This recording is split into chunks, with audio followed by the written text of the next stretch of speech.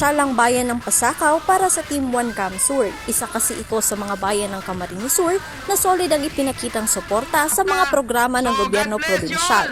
Kaya noong Miyerkules, binalikan ito ng Team 1 Cam Sur para magpasalamat sa okasyon ng Governor's Night. Pero ngunyan dabang mas importante po mag-enjoy po kamo. Ngunyan gusto po ipaabot sa indo ang aking pagpadangat. Makulay at napuno ng kasiyahan ang aktibidad. Na tiyempo na rin sa selebrasyon ng ika-137 taong fiesta sa lugar. Nakipagsabayan pa sa pagkanta ang gobernador sa pop band The Orange and Lemons. Aminado ang alkalde ng Pasakaw, naging benepisyaryo ng maraming proyekto ang kanilang bayan. Maabot naman Super Health Center dito sa Banwaning Pasakaw.